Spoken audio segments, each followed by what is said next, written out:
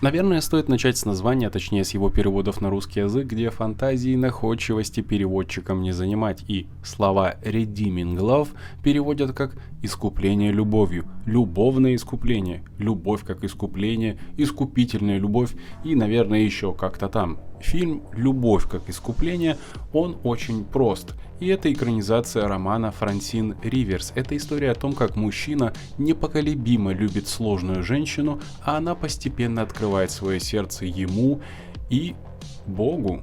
Роман и фильм вдохновлен библейской книгой пророка Исаии.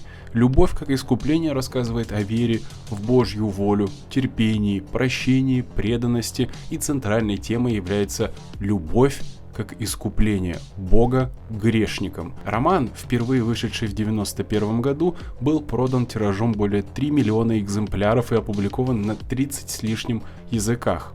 Действие романа, как и фильма, происходит во время калифорнийской золотой лихорадки в 1850-х. Риверс рассказала, что идея романа «Искупление любовью» пришла к ней во время изучения Библии. До этого Риверс писала светские романтические книги. Когда мы дошли до книги пророка Исаии, это просто разорвало меня на части. Это действительно пробило меня насквозь. Я просто почувствовала, что Бог говорит: «Это та история, которую я хочу, чтобы ты написала». По словам Риверс, Бог словно говорил ей: «Ты все время думала, что любовь она парная или в историях и романтике, но это настоящее». И буквально в тот год я почувствовала, что он сидит со мной в комнате и рассказывает мне историю Энджел, сказала Риверс в интервью. Риверс часто черпала вдохновение в трагической фотографии маленькой девочки, которую она нашла в журнале. Девочка примерно 10 лет подвергалась сексуальной эксплуатации и имела то, что Риверс называет «мертвые глаза». Фотография висела на доске объявлений напротив ее стола. История Майкла и Энджел, по словам Риверс, показывает людям разницу между тем, как мир говорит о любви, и тем, как выглядит настоящая любовь. «Любовь как искупление» рассказывает об Энджел, молодой женщине, живущей и работающей в борделе, которым управляет женщина по имени Дюшес в исполнении Фамке Янсен.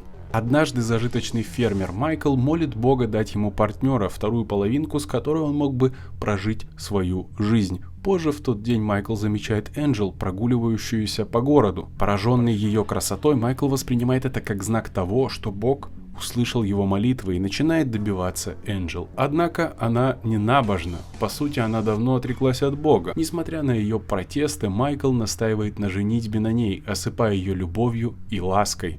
Энджел должна преодолеть своих демонов, чтобы вновь обрести веру в Бога, раскаяться и простить себя.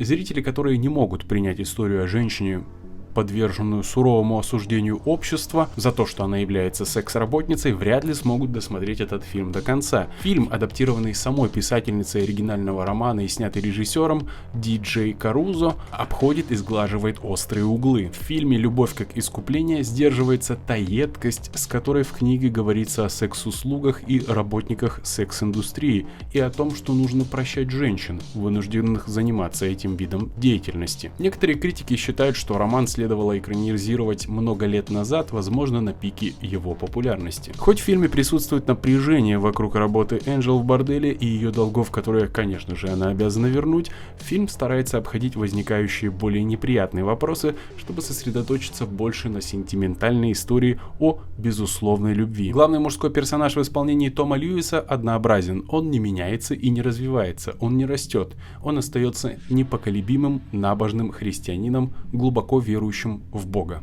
Одна из граней книги, которая не нашла своего воплощения на экране, это открытое общение главного героя с Богом.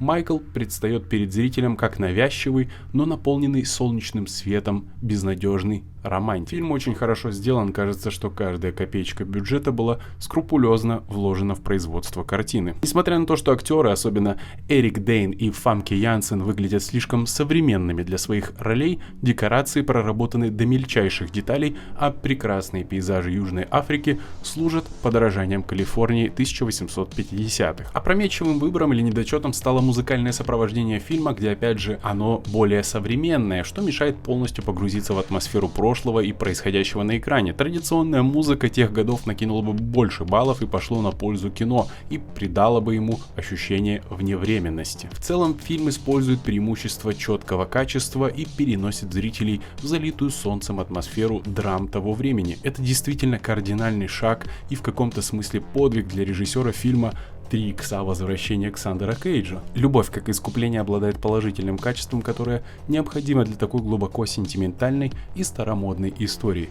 Фильм позиционирует себя как христианская драма и история любви. Понятное дело, что затрагиваемая тема в романе и история в целом вряд ли подойдет и сможет быть адаптирована для семейного просмотра. Фильму присвоен рейтинг 13+, львиная доля секса находится либо за кадром, либо зрителю просто нужно это додумать или догадаться. В фильме есть всего 3 сцены, где будет видна частично оголенная грудь главной героини в кадре, но она прикрыта волосами. Также есть постельная сцена между героями, но все действие происходит в одежде. Также в картине есть умеренное количество насилия и всего 6 слов, которые в оригинале звучат как «сука», «сукин сын», «черт», «ад» и «жопа».